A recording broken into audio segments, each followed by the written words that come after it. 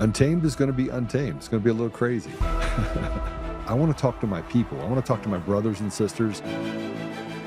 We can have grace and humility in how we interact with other people. Oh, hot dog, look at you. And nobody talked about what's really happening. And let's have conversations about what truth is.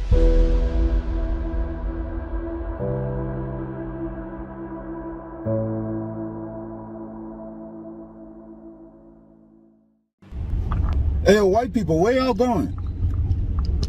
Nah, wait a minute. Where y'all going? Where you guys going to? And I know it's you. I know it's you. Where y'all going? No, man. The amount of for sale signs I'm seeing on these houses out here. Where y'all going? Bryanston, Houghton, Rosebank, Waterfall, Dainton areas. These areas where y'all live at. Randburg, Leapi. Where are you guys going? All these for sale signs on these houses. I know it's y'all that live here. We don't landscape like this. I know it's you guys. Where you guys going? Where? Canada, Australia, Dubai? Where you guys going? Because I'll be damned if I'm staying here without you guys. I'm following you people. Where you guys go is where I go. I'm Zimbabwean. I know this trend. This happened in Zim. Y'all left like this in Zim. Well, okay, Mugabe kicked y'all out, but y'all started leaving like this in Zim. I'm not going through this again. I am not going through this again. Hell no. I'm not staying here without y'all. Where you going, Mariki? I got my passport ready. God, you guys are leaving. Hi, everyone. Welcome. Patrick here. Class is in session. And what that guy is talking about is the downfall of Rhodesia that led to the founding of Zimbabwe, which led to the fall of a once great empire in Africa, when the Marxist communists revolted against the Europeans that were there, and then in the 2000s issued basically punishment and retribution and repayment for sins of the past. And what happened in Zimbabwe from that? Well, the population fell from around 277,000 to around 25,000. Famine and economic devastation ensued, all in the name of, we're taking back what's ours, you get out. And that's not really taught in history at the high school level so much in detail, probably other than maybe a 15-minute lesson, because it doesn't fit the narrative. It doesn't fit the narrative that they're trying to push through the school systems. So they ignore those. And instead, what the school system focuses on is the oppressive nation that America has always been. At least that's what they try and instill in the youth of here in America. But let's continue what happened in Zimbabwe post-2000 once the farmland seizures started to occur. The majority of the farms in Zimbabwe at the time were controlled by whites. And Zimbabwe had, well, Rhodesia had, or was known for, tremendous education, healthcare, booming economy, was exporting food to other hurting African nations. And then in 2000, when, when the communist real push in Zimbabwe occurred to kind of take our land back, that's when the agricultural production and the economy of Zimbabwe fell off the cliff. Along with that was the life expectancy of people as well. For women, it dropped from 57 years down to 34 years of age. That was life expectancy, 34. For men, it dropped from 54 down to 37. And that's all because of the lack of food and nutrients and resources that the people didn't have anymore. And it wasn't that they didn't have the farmland, they had the farmland, but they didn't know how to do the work. And then instead of exporting food and being a helpful hand to other struggling African nations, Zimbabwe then started to have to import food, import money. And even to this day, the country is not doing too well. It does have a decent literacy rate, but economic-wise, industrialization, food-wise, not doing so hot. And that could all be tied back to what caused that nation to fall, and that was the blaming of white people for everything, attacking the white people in the country, and then the white people leaving.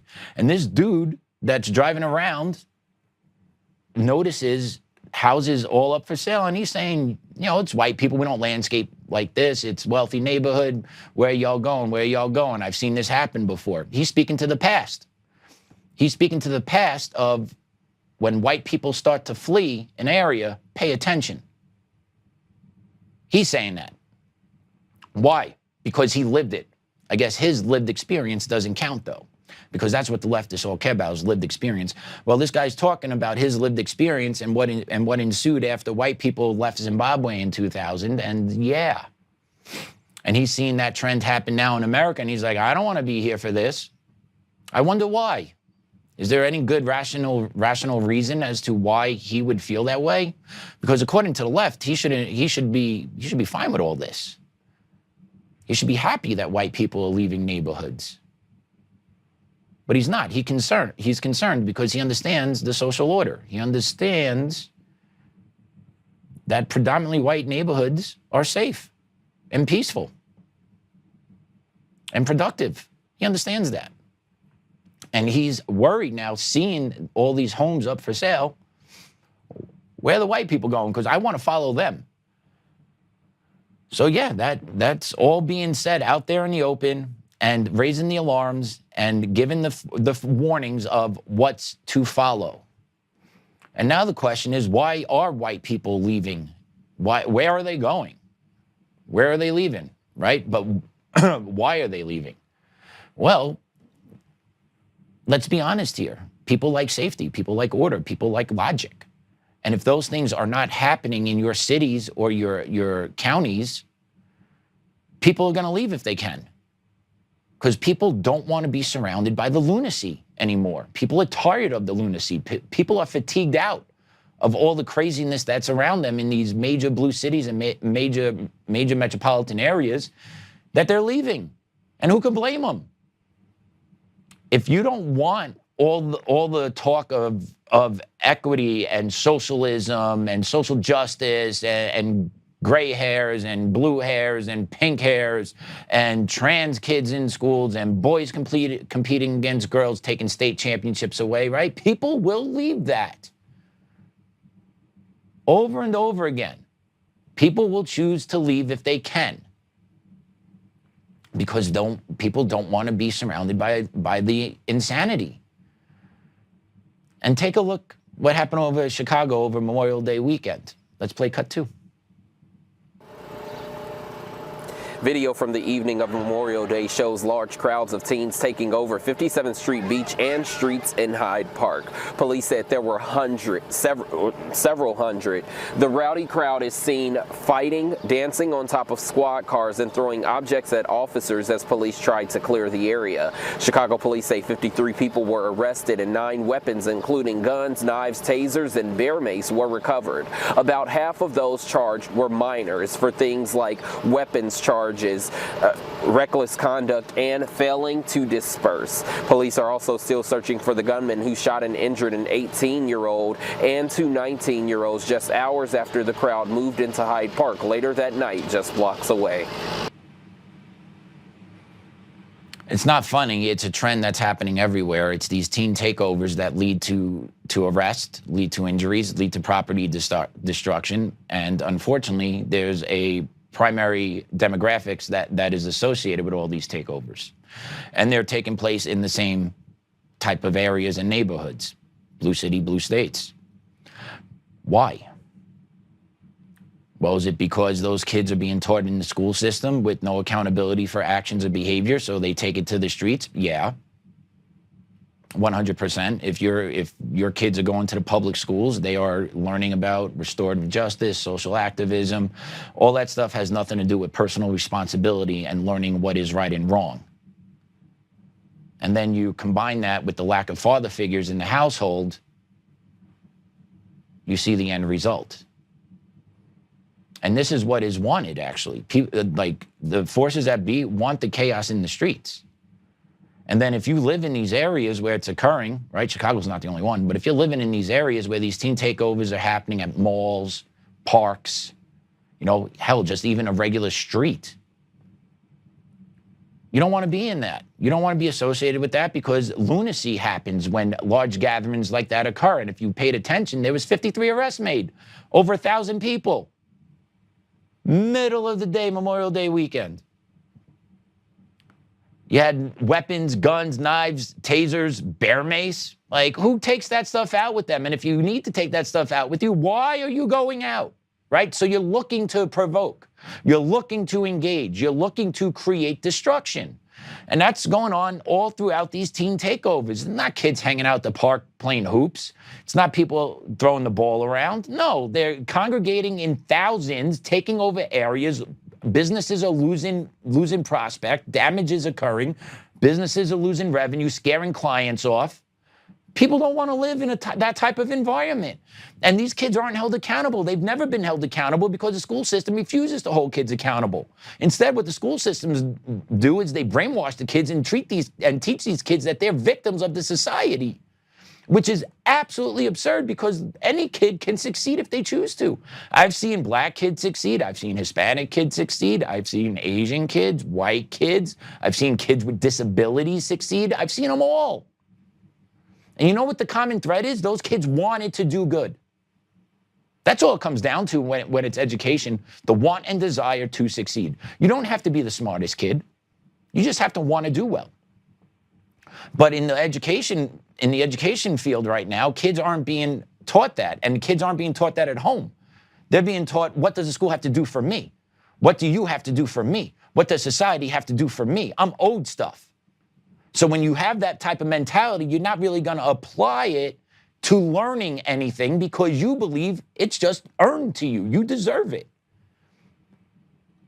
And this is the products we get. And then we get into the judicial system where the judicial system is not holding kids accountable or even adults accountable for these types of behaviors. Commit fraud, millions of dollars, 6 months in jail. Uncover election fraud, 9.5 years. Go figure. By the way, Tina should be getting out June 1st. That's coming up relatively quick. It's getting exciting, right? It's getting exciting. I really hope to meet her one day. I really do love to talk with her and say thank you. Just thank you for everything you had to deal with.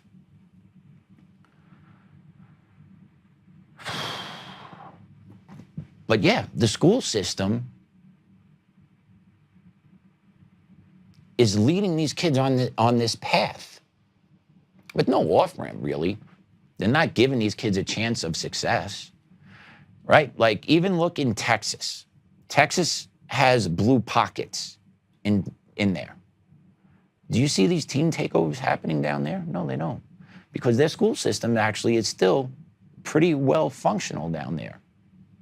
Even though it's controlled, some of them are controlled by libtards, it's not at the level as it is in Chicago, right? It's not there in the level of Oregon, California, right? Remember the clips we played of all these different schools all over the country of just organizing these mass ice walkout protests, right? So the school system is hijacked for teaching kids social justice and being an activist. Also, at the same time, not teaching them actual factual history or just teaching them the basic skills of reading and writing so that they could possibly be successful in the future. And the third one is fewer and fewer districts offer vocational education, actually hands-on training for kids to go into the field. You know, electrician, plumber, HVAC, things that machines still won't be able to do for a while. But districts aren't offering these programs at scale to their population because they don't have the funds for it. Well, they don't have the funds for it because districts instead decide to spend, let's say, $5, $6, $10 million in other administrative fields, creating equity departments that take $6, $7, $10 million away from the learning opportunities for kids. But districts justify it as, we're fighting the good cause here. We need equity more than we need trade schools for our kids because equity is going to do more for the kids. That's how mentally washed those that are in charge of school districts are today.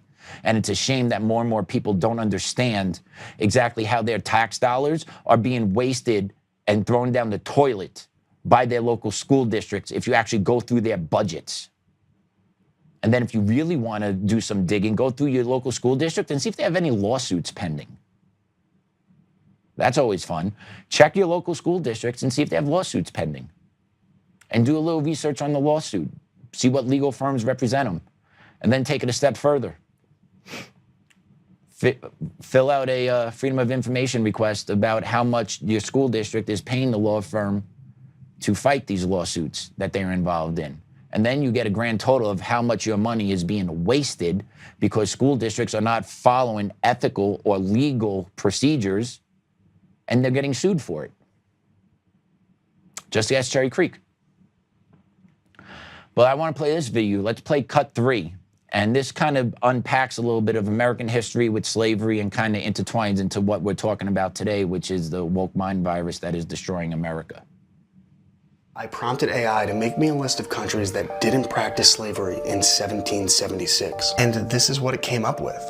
This was the list. Only 7 countries in the world. Yet 7 American colonies abolished slavery right after the American Revolution. So America abolished slavery in 7 states when the rest of the world had only abolished it in 7 countries. And they don't teach that in school, just like they don't teach that Thomas Jefferson essentially called for the end of slavery in the original draft of the Declaration of Independence. And as president, it was Jefferson who ended the North Atlantic slave trade. But doing anything with slavery was very politically difficult because it was an institution, a cultural norm that had gone on everywhere in the world for thousands of years. And it was Europe, and specifically Britain, that would ultimately lead the charge against it. And slavery continued around other parts of the world deep into the 20th century, long after 1865. But the way in which the history of American slavery is framed in schools makes children believe it was a uniquely American evil. The objective is to turn young people against the founding of this country, while the truth is that people like Thomas Jefferson were the greatest champions of liberty in human history. And their radical ideas of things like individual liberty are ultimately what made the end of slavery possible. And that's the truth that those in power don't want you to know. And this is why... Yeah, he hit the nail on the head there. Slavery has been a thing since basically the dawn of time throughout civilization. Men and civilizations have fought, gone to war with each other for resources, food, and then whatever was left over, you became my property, whoever won. And that's how it was practiced all over the place. No one talks about the Arab slave trade. That's big market, big money, well within the 1900s. No one talks about that. And the majority of people that were enslaved, white people. No one talks about that either because it goes against the narrative. And then you talk about, you talk about the Muslim conquest. Why is Islam so wide practiced throughout Africa? Anyone? Because they conquered it. And then whoever didn't convert, whoever didn't convert, they killed. Simple. And that was going along all the way north of Africa, came across into Europe, across Spain, over the Strait of Gibraltar into Spain, conquered Spain, worked its way into France, and eventually finally got stopped in France and pushed back by who? The white people, the Europeans. And if that didn't happen in the 700s, we wouldn't be here today. We would be singing Allah Akbar. But that's not talked about either.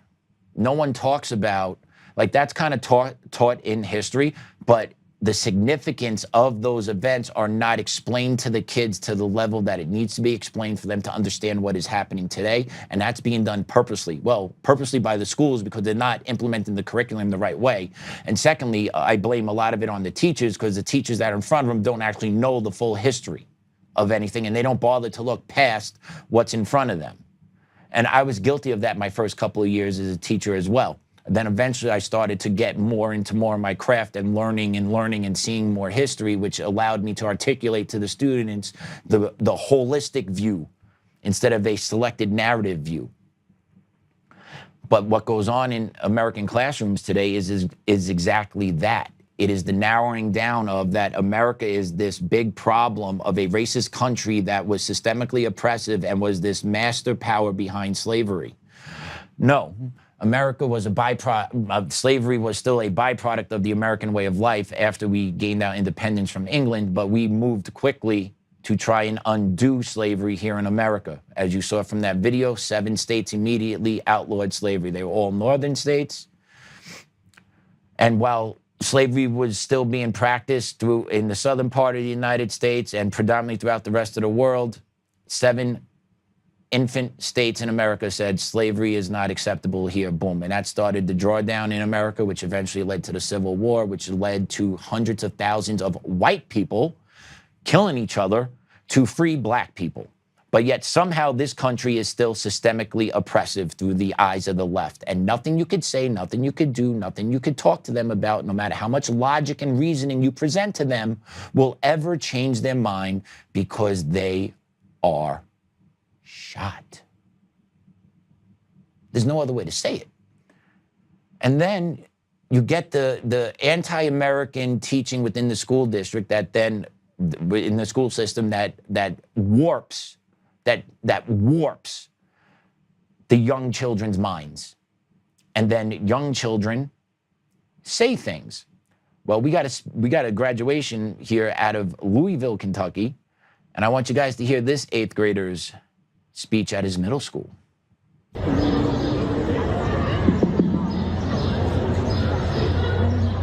My name is Daniel Mattingly, and apparently this school doesn't know better than to give an angry gay kid a microphone. No shade at all, but I came to the graduation planning to give a speech about my trauma influencing me as a person. And black, brown, and mixed youth are facing oppression nowadays and being forced to fear their own identities. I had a speech ready to cheer on and encourage oppressed youth, which makes up the entirety of the school. I was told by Mr. Dawson and Miss Imes that there's a time and a place. My speech is too negative, it's too controversial. This school is built on racism, sexism, and homophobia. I encourage everyone here today to stand up for yourself, even if it makes a scene. This school is fucking ridiculous.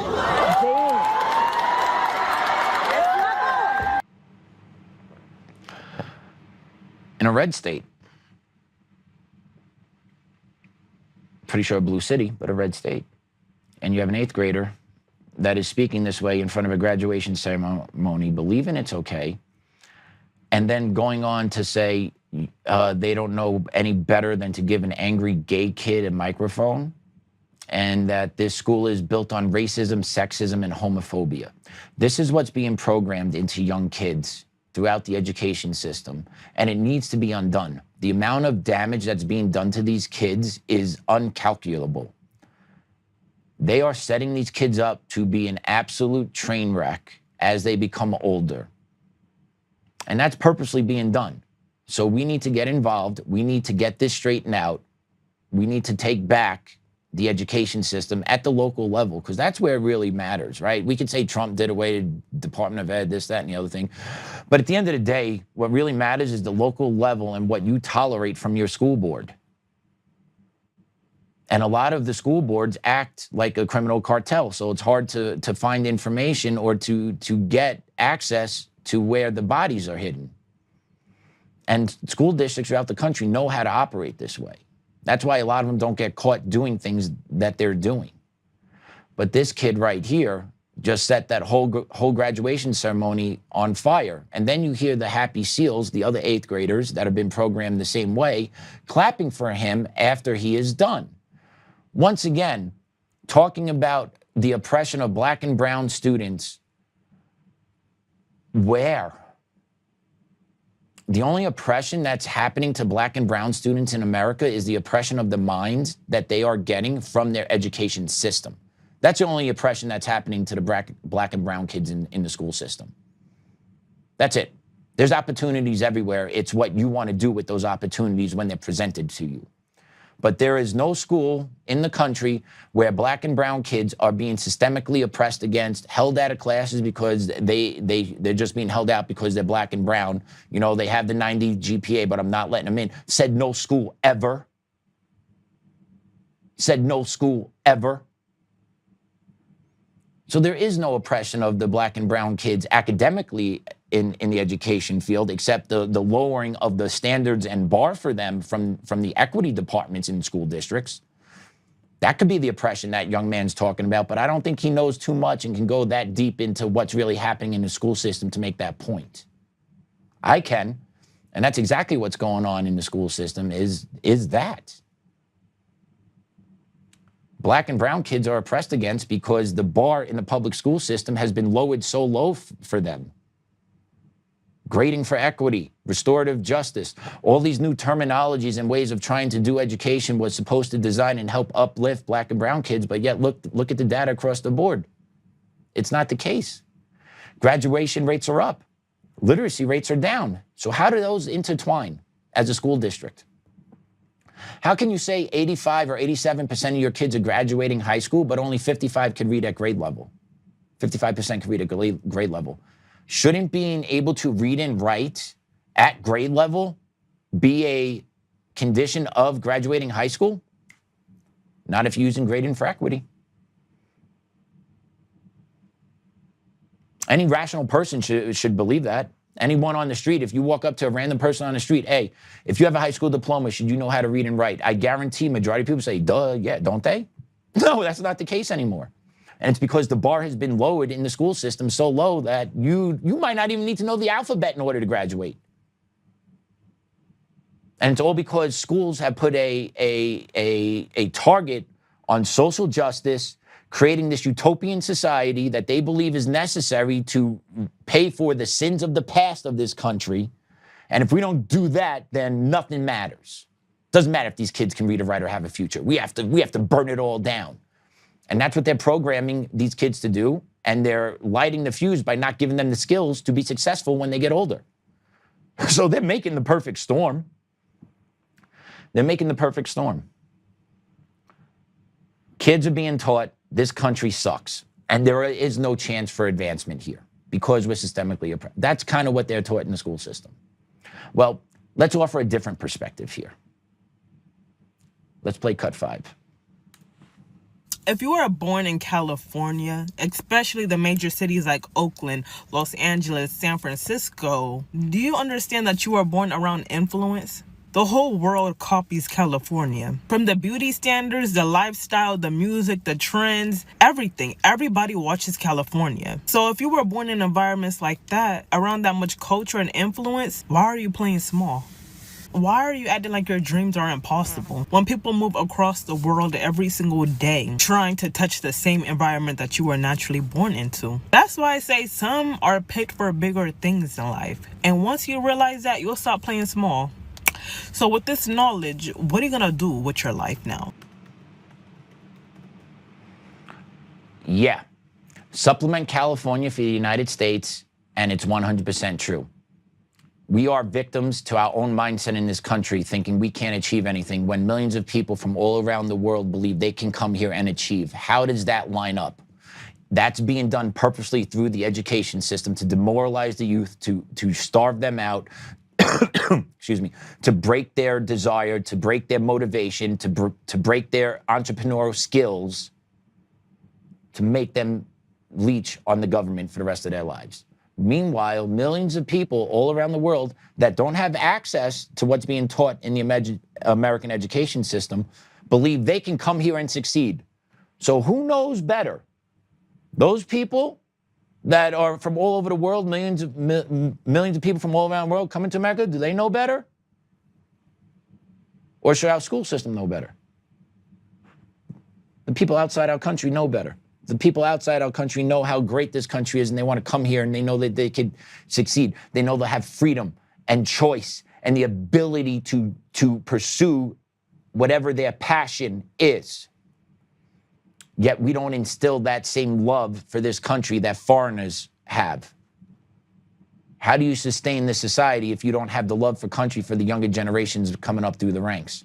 And also, let's not forget, that's purposely being done to starve out military enrollments also, right? Let's also clear that up, right? It's all being done purposeful.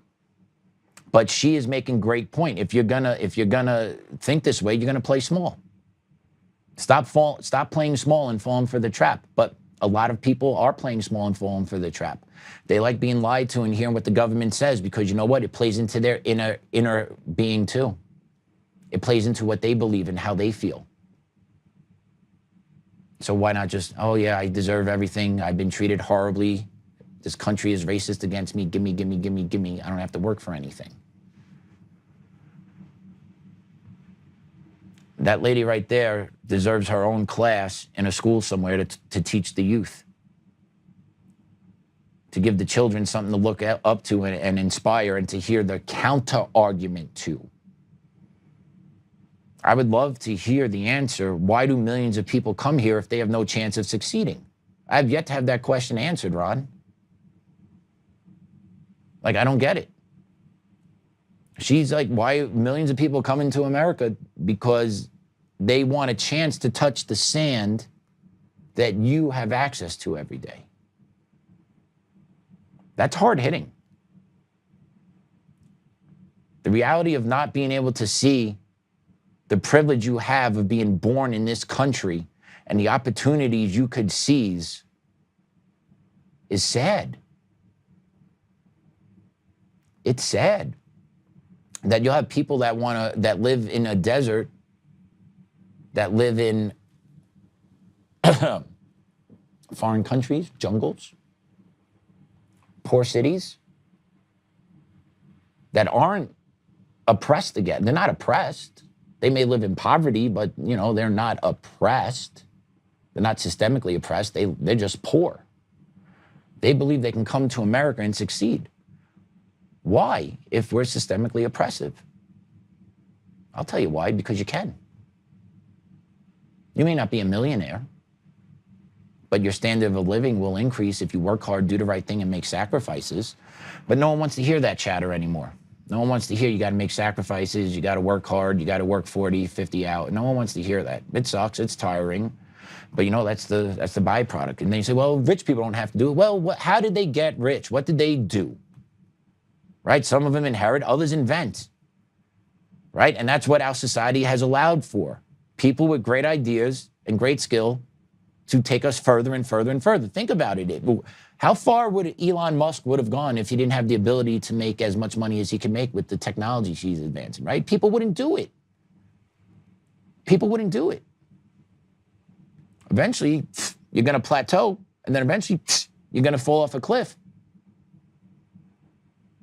So yeah, the education system has done tremendous damage to the youth, and by doing the damage to the youth, they're doing tremendous damage to this country long term as well. And they don't care. And the teachers' unions are fine by it, because as long as they keep getting their paychecks and their pay increases, they're cool with it. Union presidents are cool with it, because they're fine. They could look from their ivory tower down onto the kids like, ha, ha, ha, ha, ha. When this blows up, I'll be fine because I'll be retiring and close to being dead. Literally, that's the reality of what they're thinking. So yeah, education system. And just to show you how bad the mind rot is on the left, and the side that believes and teaches inclusion and love and diversity and all that fun stuff, well, apparently they also believe in stereotyping based on your appearance. Let's play cut 6. Open it!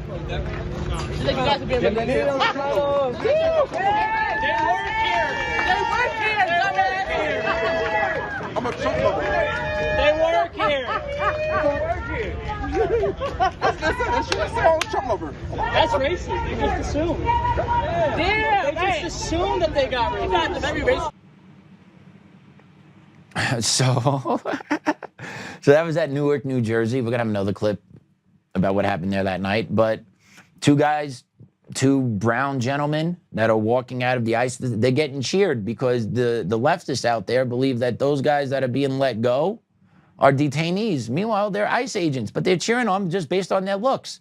So those guys there believe that anyone that's brown that comes out of the ICE facility is a detainee that's being released, and they believe brown people can't work for ICE, right? But it just shows the mind rot where they just, boom, put everyone in boxes based on what they look like, even though they believe in diversity. But once again, the diversity of what? Just skin color? Because we know diversity of thought gets messy when you combine that with diversity of skin color, because all white people don't think the same. But liberals want you to believe all black people, all brown people, all other different colors think the same. And by in turn, white people think the same. But no, white people don't think the same. If we all thought the same, we would be what they want us to be, which is liberal, but we're not. But for their purposes, when you talk about having diversity in organizations or representing diversity in education settings. It has nothing to do with the mental thought or the mental capacity of people at the table. It simply has to do with the skin color of them at the table, which in turn means whatever their skin color is what they have to believe. And that's liberal logic. They're the racist ones. They're the bigots. They always project who they are onto others. Trump's a fascist? No, they're the fascists. No kings, no, they're the ones who act like the kings. Like everything they do and say is a projection of what they truly are. It's who they are. They're the fascist, right? If you remember that video about, you know, how they labeled Trump a Nazi and all that. No. All the isms are on the left side, which is total control, and that's what they want. They are the authoritarians. They are the Nazis. They are the fascists. They are the communists that are marching through, boom, boom, boom, boom, boom. But they smokescreen everybody, and people that are their foot soldiers, the liberal left that came out of the school system, don't realize that they are the useful idiots of these people. Because when you actually unpack all this, logic and reason trumps lefty logic every time. It trumps the lefty lunacy every time. And then when lefty lunatics get into a debate or an educational setting where it's right, eventually it'll get emotional, erupt. Name call, walk away. That guy was so mean to me, he's a bigot. Instead, no, you just got smoked sitting down because you couldn't actually handle the facts of a situation. And then they get hurt. And then they make emotional decisions. Right, Ron? You act emotionally and you make mistakes. Well, we're going to keep with the Newark part. So that was during the day. A couple of Hispanic gentlemen walked out. They thought they were detainees. Well, at nighttime, you got a garbage truck trying to just do his job outside this facility. Let's play cut 7. Go and get locked up! Huh? What am I doing? Am I bothering y'all? Huh? If I hit one of y'all, I ain't go to jail, right? No, I ain't go to jail. If I hit y'all, I go to jail, right? Come on! What's wrong with y'all, man? Come on, man! Fuck, yo! These are working, let's go. Watch your back, man. Let's go. Crazy, man!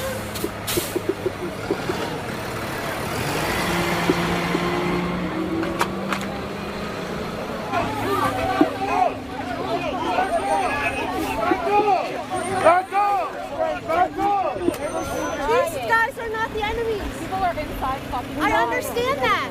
And that's why we're here. But these people are working.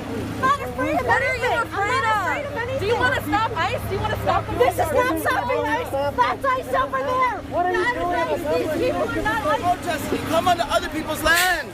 You got to think about what you do and how you represent the people that are there. Those are the working class traders, not them. These are not the working class traders. They fucking are.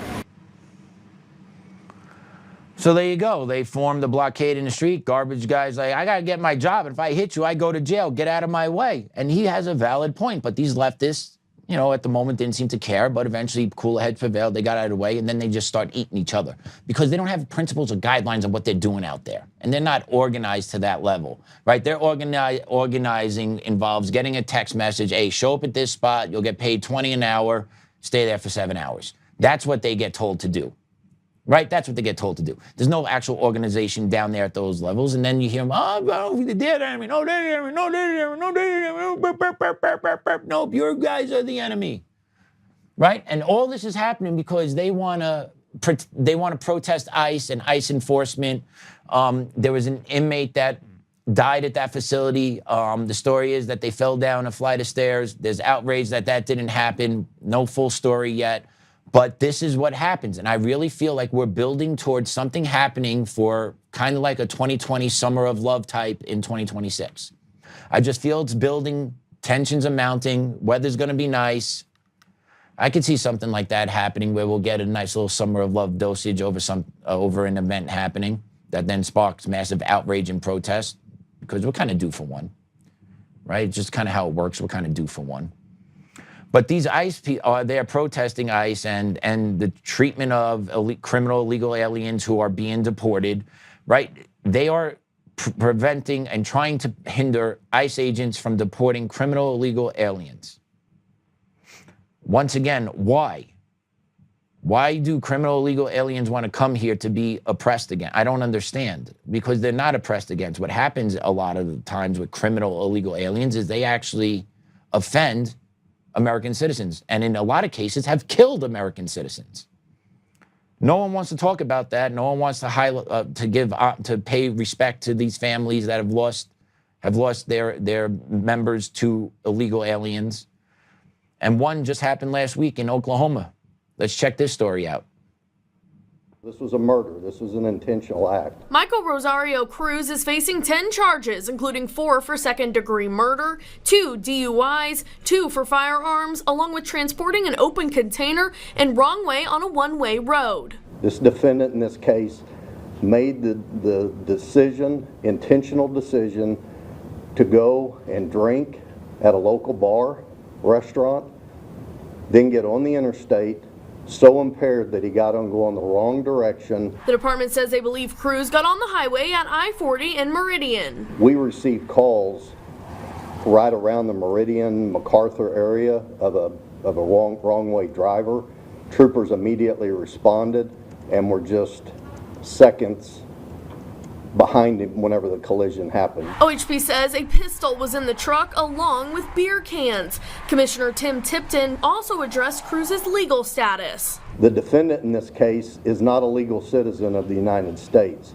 He entered the country and in 2015 was given DACA status. Last week, I spoke to Regina Hickson, the mother of Kiersey Hickson, and after Wednesday's update, I spoke to her again, along with Haley Salazar's mother, Shirley Salazar. The two tell me they are glad the suspect is in custody. So I'm glad, that he's getting charged, he's being held accountable. And, I pray that the justice system does right by these kids. Here's what Hickson and Salazar told me justice for them will look like. Him being held accountable to the fullest and never stepping foot outside of a prison. Nothing that's gonna make our kids come back, but if they can give them the max sentence to each and every charge, I think that we will be happy about that. They say although they want justice, that is not their focus. Right now we're focusing on putting our children to rest, and we'll see them in court, and yes, we will. We'll get our babies justice. So 4 kids were killed in Oklahoma, ages 18 through 20, because there's a drunk criminal illegal alien driving a car the wrong way on a highway and crashed into them head on. He survived, of course. 4 dead. How many more stories need to come out like this? We have the illegal truck drivers, the illegal drunk drivers that are killing Americans all over the roads. How many is enough? Because if one American was to kill an illegal alien this way, it would be all over the news. We've got to have close to hundreds of Americans, if not thousands, that have been killed this way by illegal aliens in this country that are then given a driver's license to operate motor vehicles, even though they probably can't read the signs on the road. This is the product of mind rot. People lose family members. And it's a sad travesty that is easily avoidable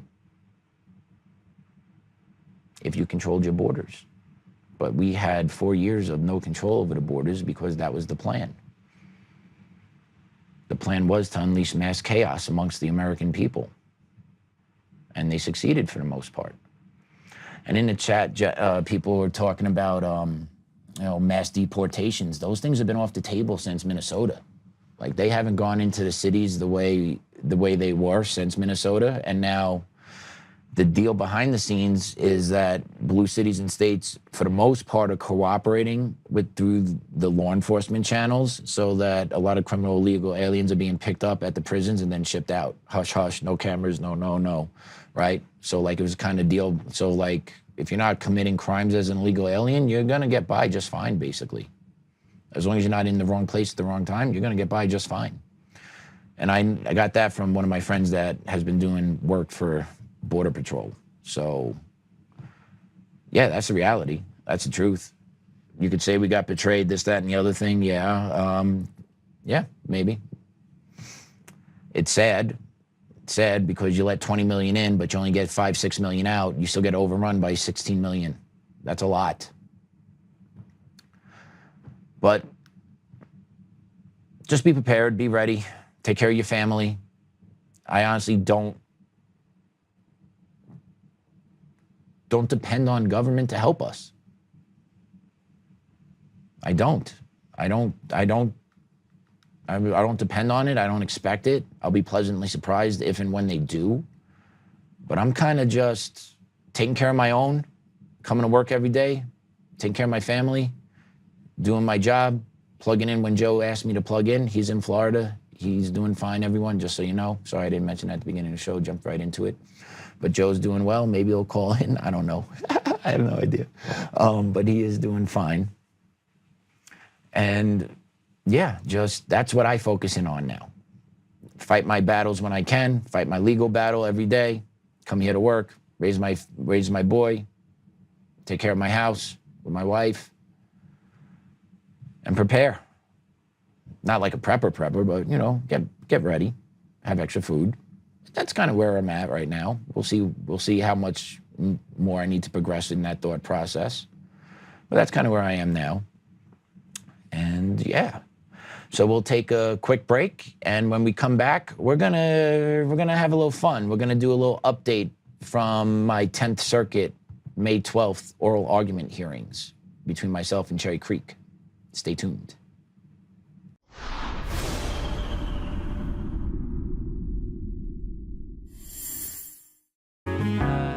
Oh, hi. I almost didn't see you there. Welcome to DCF Buns, where you can find the freshest buns in town, if I do say so myself. Our master bakers teach class every week, so whether you're new to baking or trying to improve your culinary skills, we got you covered. And we can help you bake the cake of your dreams. We'll even clean your cake if you want.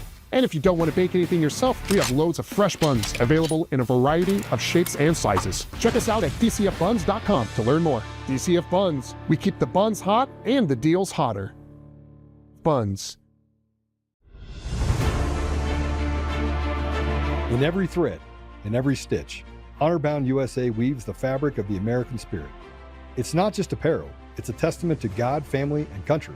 At Honor-Bound USA, we're a family of patriots who put our faith, family, and America first. When you visit our website, you'll find a line of products that embody our commitment to pray, stand, speak, and act. As the official site for the Untamed podcast, all of our products proclaim speaking the truth with courage.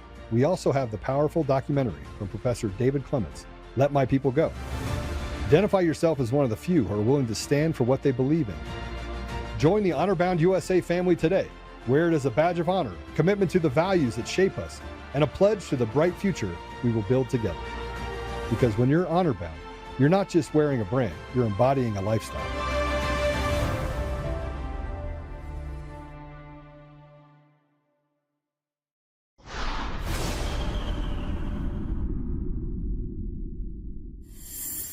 Patrick Hogarty was a middle school dean, asked in a virtual training breakout session with 2 other employees, "How do you identify?" The school told him to speak freely and in confidence, and that his answer wouldn't affect his employment. But the school disliked his answer about identifying as an American and preferred a different answer focused on systemic racism.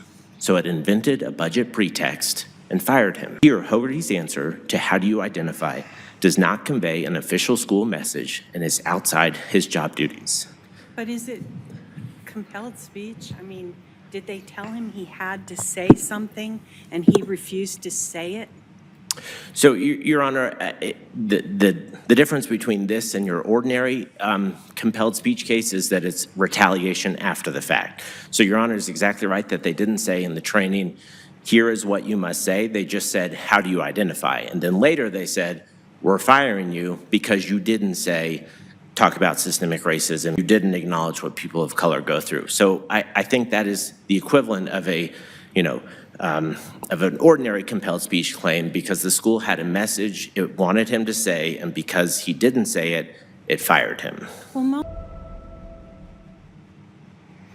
So there you have it. That's part of the oral arguments that took place on May 12th in Denver at the 10th Circuit. That was one of my lawyers, Christopher Mills, during oral arguments, where he laid out the case plainly to the three-justice panel. And it's quite astounding that we're here at this point, that it has to be up at the 10th Circuit. It's crazy that I had to file a lawsuit. It's crazy that I got fired for all of this. All for simply being asked, how do I identify thoughts about whiteness? Why are those things even being interjected into the school system, into an education environment, is beyond me. But that's what equity does. It brings all these non-issues into the workplace to create issues. Therefore, it justifies why we have a $6, $7, $8, $10 million equity budget, because we've got to fix all this. No, it's a problem you're creating. It's a problem you're creating. And I hope you actually got the summarized version of it from Chris himself. He did a great job that day. He did a great job. The judges were engaged. They questioned a lot. I encourage you to go on YouTube, and you could find the link for the oral arguments. It's out there. I'll try and dig through it. Hopefully I'll find it and I can send it to you guys also. But yeah, the oral arguments lasted for about a half hour. It'll take a half hour of your time to listen, our side, their side, and then my side finished up. But I would definitely say that's something you guys should listen to, because it actually explains very clearly what happened to me. And then what I'm going to play here is I'm going to play one of the clips of the Cherry Creek's lawyer talking about how, yeah, we could do this. Let's play cut 2. We're talking about, I would disagree about a private training. This is a school district required training. He was paid to be there. And not only that, he's paid to take what he learns in the training to his job. The fact that he was paid to be there. I mean, he's not interacting with students. He's at this training. During the training, he is asked, what are your personal views? So he can either lie and just parrot the message they want to hear, or he can actually answer the question truthfully and get fired for it. I mean, that's what the complaint alleges. The only thing in the complaint of what he said is what we have. There's no follow-up allegation that we have a third party goes and makes a complaint and says, this, what he said, evidences that he's unwilling to acknowledge. But there's nothing in the complaint there's nothing that we have at this stage of the litigation that says that where he said, I will not acknowledge that people of color have more barriers than white people. I mean, there's nothing there. It's implied, I guess, but he doesn't say that, and I can't argue with you on that. It's implied there. It's implied because I said I love America, that I must feel a certain way about black and brown people. That's what was decided by the Cherry Creek School District. And their lawyer says it right there, it's implied. No facts, no basis for it, no evidence for it, just poof. We don't like what you say, banished. And I lost my livelihood for it. That's why I'm fighting. Because they came for something that wasn't theirs to come for. I'll use Joe's phrase there. It wasn't theirs to take. That was my job. I earned it. I earned being a dean at Campus Middle School in Cherry Creek School District. I earned that through my hard work and merit. And I was hired because of it. And then because I identify as an American, immediately it's decided that I can no longer serve the Cherry Creek community because I can't compartmentalize my love of country and serve the school community. That too was also argued in oral arguments. That I need to compartmentalize my love of country in order to serve children, according to the Cherry Creek School District. I don't even know how that equates. Someone needs to explain from the Cherry Creek School District why someone needs to compartmentalize love of country in order to work with the children of Cherry Creek School District. Because I believe once you make that public statement, you're going to have a whole wave of proud American parents coming to your school board meetings and going off. And maybe that's what needs to happen. Maybe that's what needs to happen is me build this momentum for the summer and you guys come back in August, woof, packed school board meeting with hundreds of outraged parents that are now being made aware of actually what's going on in the Cherry Creek School District. And also, let's not forget the legal expenses that this is probably going to line up to be. Their lawyers aren't free. I know that. But they're willing to pay top dollar to fight this the whole way through. And so be it. So be it. I'm at peace with fighting this the whole way through. You know, what I've went through the past year, damn right I'm willing to fight this all the way through. What it did to me, my family, the people that are involved, Lissa Stahl, Two-Face, Courtney Smith, Chris Smith, who's out now, Brenda Smith, who's out now. How about you, Angie Zahner? Your name's quiet, but you're listed on that lawsuit still. You know your role and responsibility in this. Courtney Smith, you damn well know, sure, your role and responsibility in this. Lissa, you as well. But where did it all start? Who started all this? Well, Ron Garcia E. Ortiz started all this. Let's put a picture of him up. There's Ronnie boy. There's Ron Garcia E. Ortiz. He is one of the directors in the equity department here at Cherry Creek School District. And he is the one that deemed my comments of having racist undertones. Keep him up for a little bit longer. He is the one that said me loving country had racist undertones and started all of this. Well, who is he to decide? Is there a rubric that they use? Because, you know, in the school level, you know, when you give someone a grade, the school makes sure that the teacher uses a rubric to make sure the grade is accurate. So where is the rubric, Ronnie boy, that me saying I love America has racist undertones? Can you show me the rubric in the equity department? Can you show me the rubric that you guys use to make these determinations and character assassinate somebody and then come for their livelihood and their career? Can you show me that rubric? Hopefully we'll get to that rubric if we get to Discovery, buddy. But I would love to see that rubric one day. And I think your school community, your constituents that pay your salary deserve to see that rubric as well. Because what happens if you are let's say a faculty member of a different race? Let's say you're a black faculty member in an equity training, and you say, and I quote, in a predominantly white school, white boys trigger me. Would that be more of a undertones of racism? Would that be appropriate to say in an equity training? Should there be a follow-up for that? I don't know, but I do know that was said in front of Lissa Stahl. I know that was said in front of Dan Hansen, assistant principal at Campus Middle School, now principal at Infinity Middle School in Cherry Creek School District. I know that comment was said in front of them in an equity training amongst other teachers, and everyone laughed and applauded. And then the teacher that said that magically got a job up at the district level in the literacy coordinating office, I believe. So how is that remotely fair and possible? Because the school district wants that message out there. The school district believes that's appropriate. The school district embraces that idea and believes white people have to pay. And then let's just keep this rolling. Let's put up the equity department in Cherry Creek School District. This is where Ron works. And if you take a look here, we'll just do a quick scroll. But you have Dr. Jasper Armstrong, Director of Youth Leadership and Development of Student Support. You have Rebecca Brindle, Executive Assistant. You have Jeffrey Chavez, Indigenous and Native Student Community Liaison.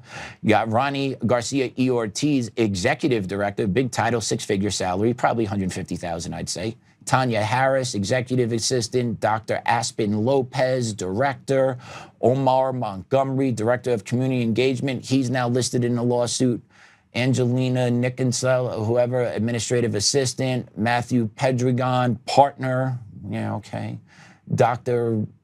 Rumnell, director. Dr. Shidu, partner. Dan Taylor, partner. Latoya Tolbert, assistant superintendent. Are you for real? You got 13 people in that equity department in a school district that has roughly around, what, 51,000 kids, and they're hemorrhaging kids every year because more and more people are fleeing the communist takeover of Cherry Creek. But they got 13 people in there. And if you try and find the actual hard body line for the equity department, you really got to shift through the budget to find it. They don't make it real easy because they know how much of an expenditure the equity department is. And they know how much money is being taken from the taxpayers of the Cherry Creek school community, who they call racist, to line their pockets with six-figure salaries that then allow them to live in rich white neighborhoods for the most part. Right, Ron? I believe you live in a nice white neighborhood. I don't know why you're not moving to the other side of town, but you know, all makes sense because these are what the equity grifters do. And what do they got pending? What has this equity department done for Cherry Creek School District? They argue that the equity department is a necessity. It improves the livelihood of our student body. It enriches the culture, right? It does all this stuff. No, it just hemorrhages money and siphons millions of dollars from taxpayers. That's all it does. I have a federal lawsuit pending against Cherry Creek School District. There is a DOJ request for investigation sitting on the desk of Harmeet Dillon at the DOJ's office, a civil rights violation. And there was a second lawsuit filed against Cherry Creek School District. I don't know if you guys picked up on that. We really didn't talk about it at all. But it's called FY versus Cherry Creek School District. It's case number 2026 CV01955. And that is another one that's directly tied to the equity office. Some members of the equity department are actually listed in that one again. Some repeat offenders from mine are listed in that one. A new one is listed in that one. Dan Hansen's a new one that's added to that one. He's a principal over at Infinity, like I said before. But this is what the equity department does. And this is going to cost millions of dollars to the taxpayers. You don't get sued in federal court. You don't get law firms to take things and get sued in federal court if what you're doing is legal. Especially America First Legal, because if Cherry Creek did any research into America First Legal, they'll see they're a nonprofit. So if you don't understand that yet, Cherry Creek, you really might want to reevaluate your positions here because this is going to have a heavy price tag. It's going to have a heavy price tag, legally. But they keep on pushing on.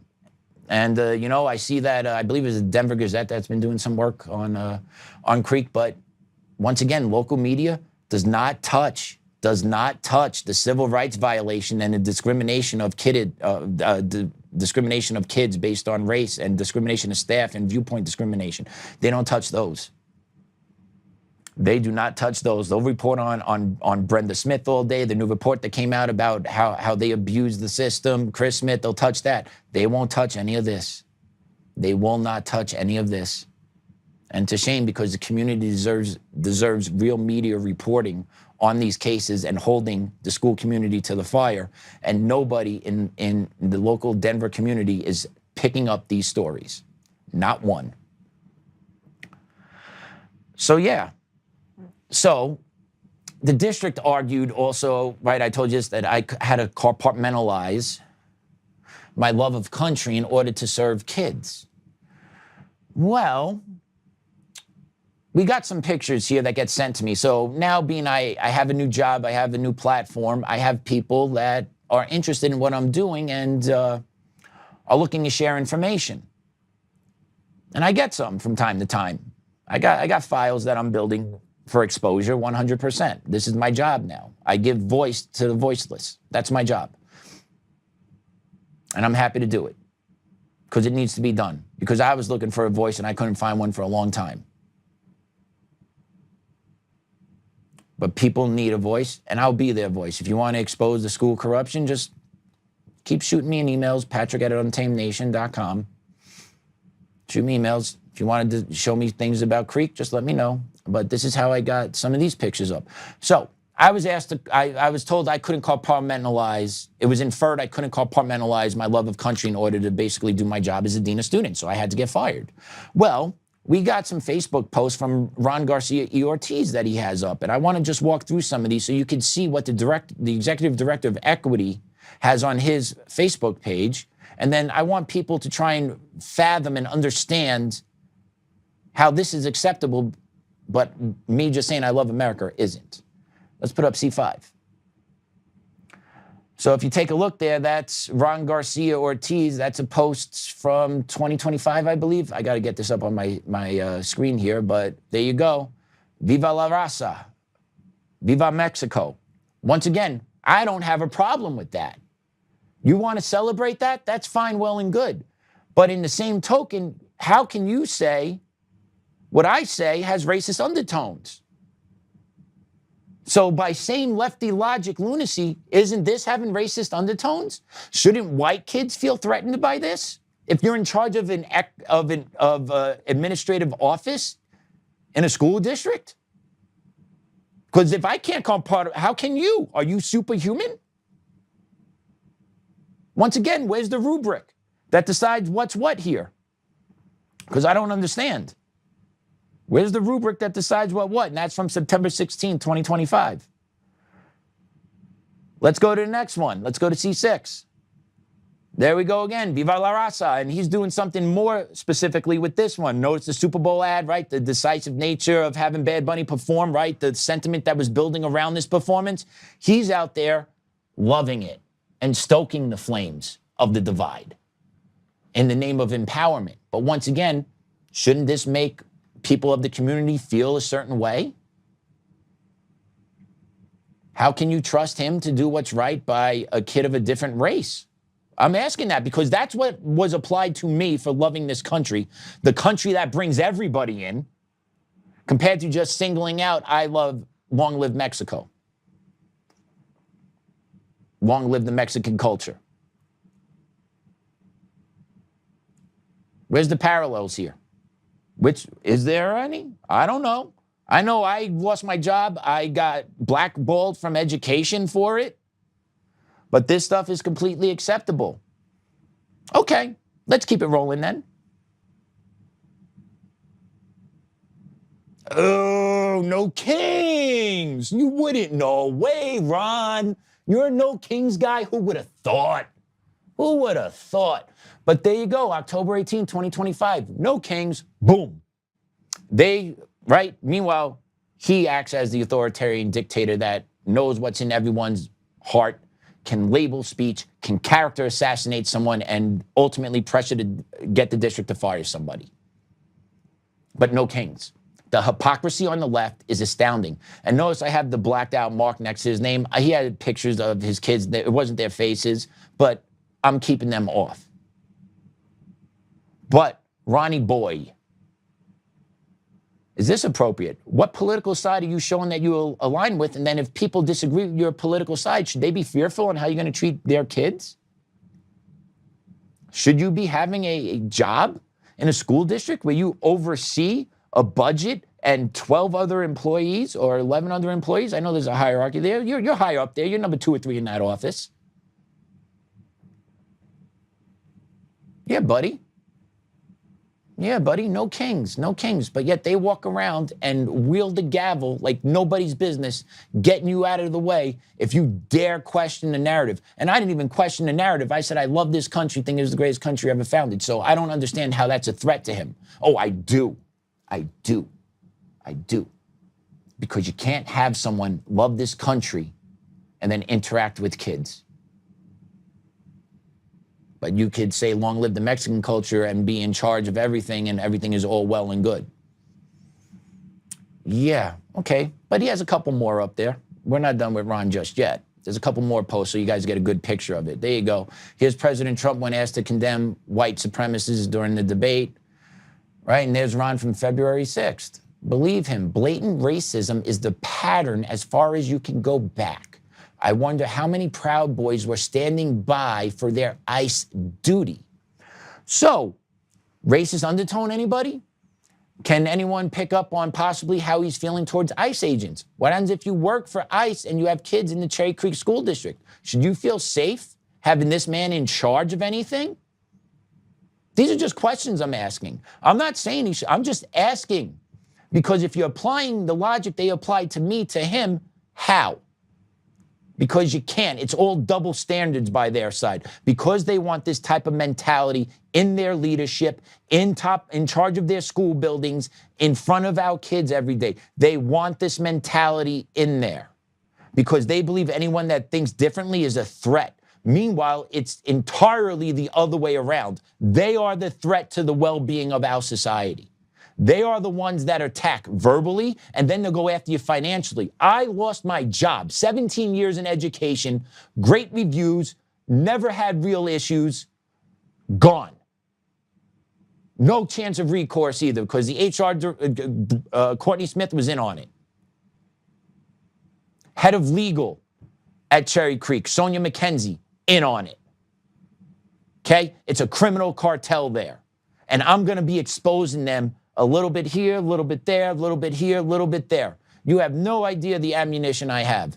And I'm not even talking about my own law case. I'm going to let my law case play out because there is plenty of stuff there.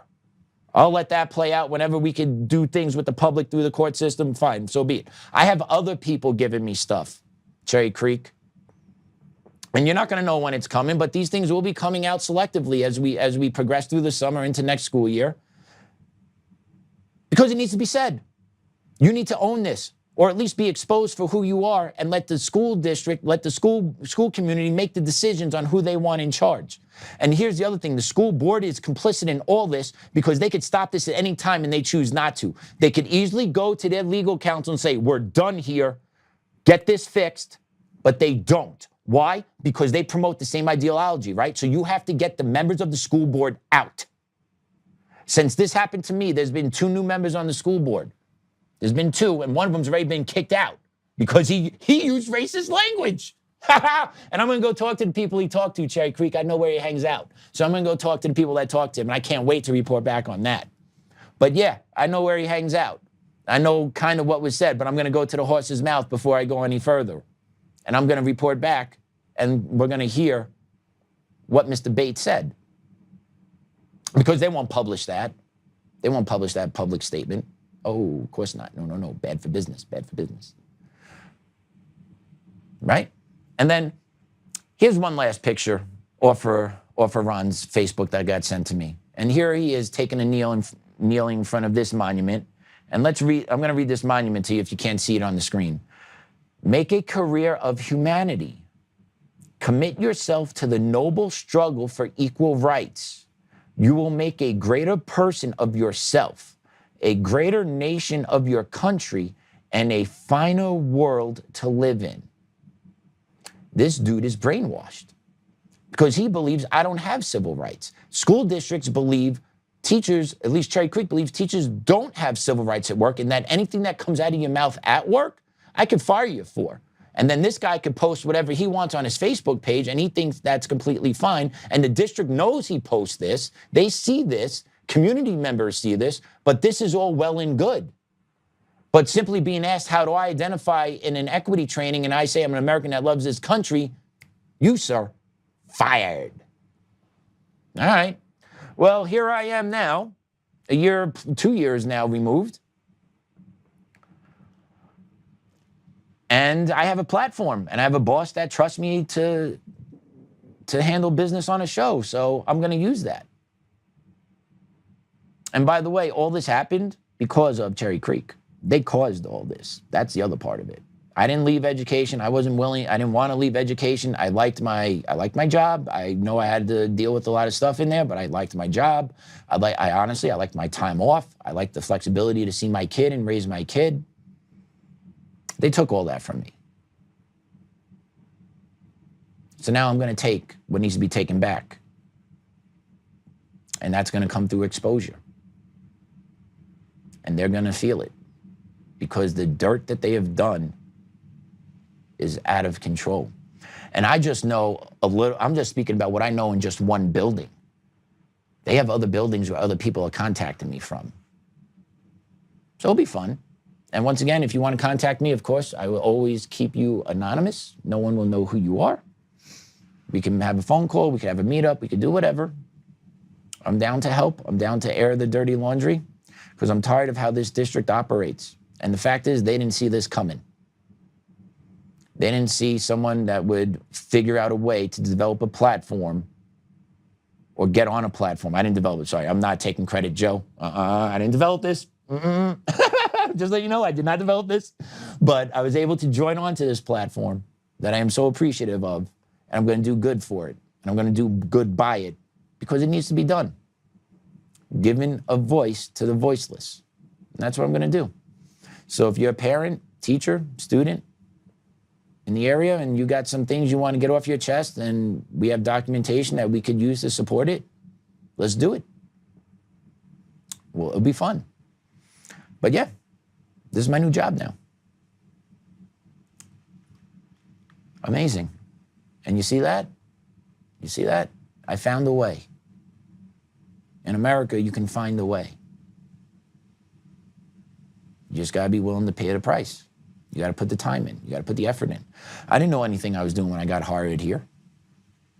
The first couple months here were crazy. But I figured it out.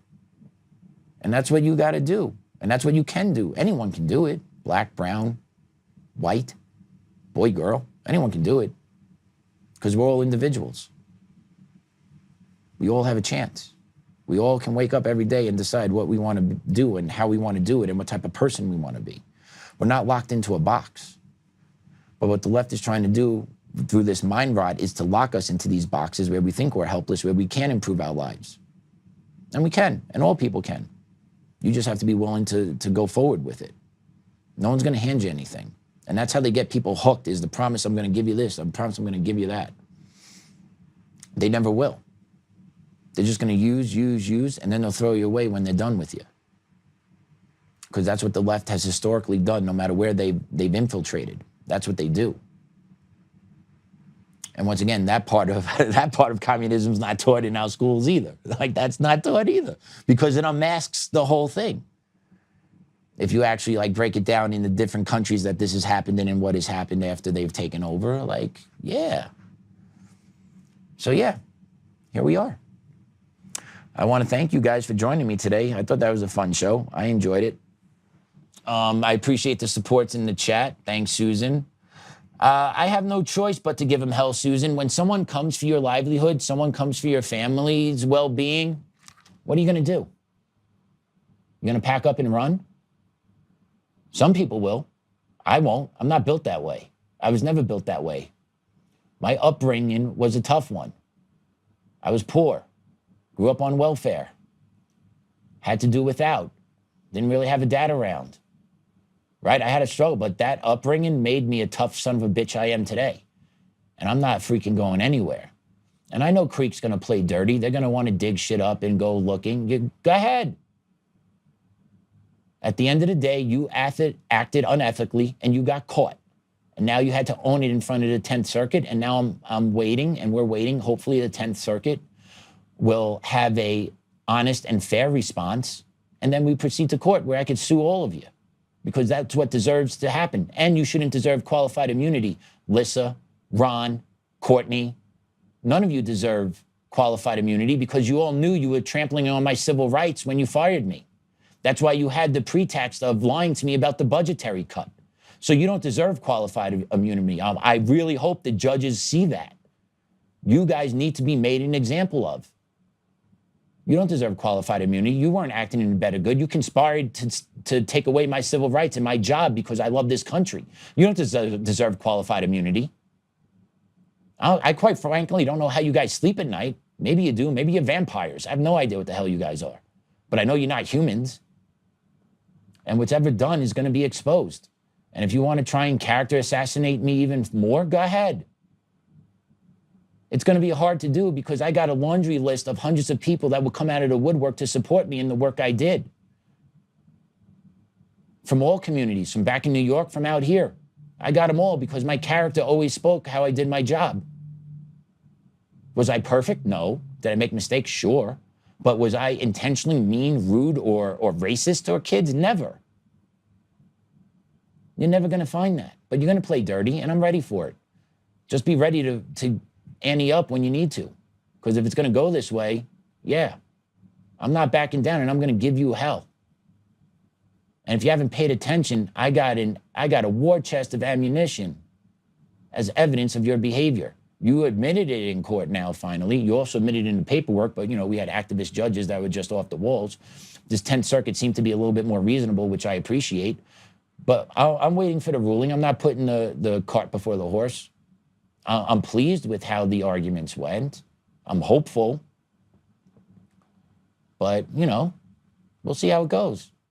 But I'm not going anywhere. Joe's got my back. He offered me a job. I'm happy here. I could help support my family.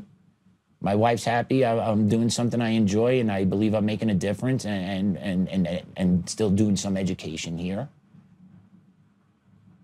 So this is my new classroom. All because of Cherry Creek School District.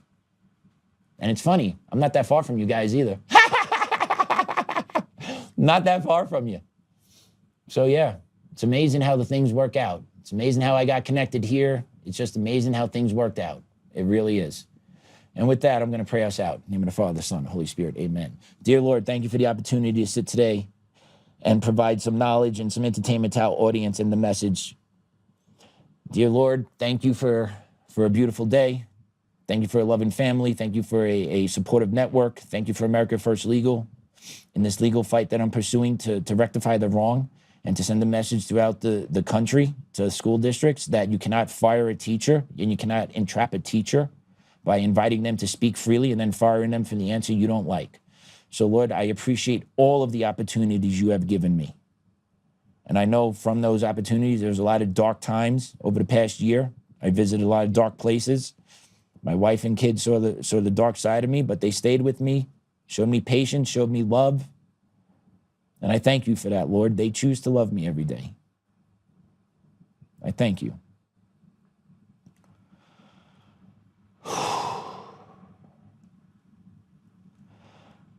Hail Mary, full of grace, the Lord is with thee. Blessed art thou amongst women, and blessed is the fruit of thy womb, Jesus. Holy Mary, Mother of God, pray for our sinners now and at the hour of our death. Amen. Hey, Grandma, Grandpa, Dad, love and miss you guys every day. Amen. In the name of the Father, the Son, and the Holy Spirit. Amen. All right, everyone. Thanks for tuning in. Thanks for staying with me today. Hope you learned something. We'll see you tomorrow. Class dismissed.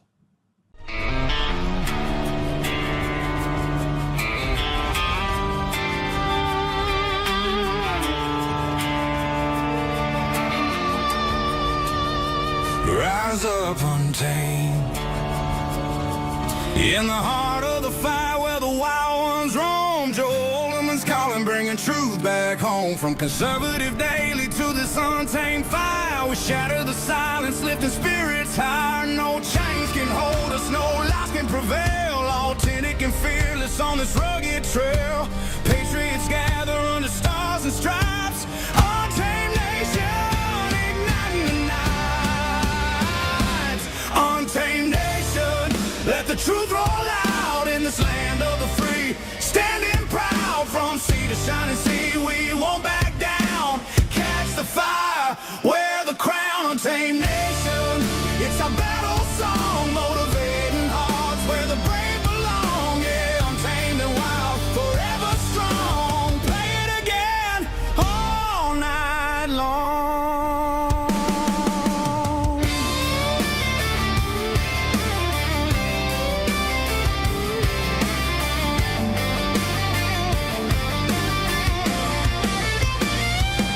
Break the mold, chase the real, no more games, time to heal. Joe's voice leads the untamed crew. Truth matters through and through. Untamed nation, let the truth roll out in this land of the free. Standing proud from sea to shining sea, we won't back down. Catch the fire, wear the crown. Untamed nation, it's our battle song, motivating hearts where the brave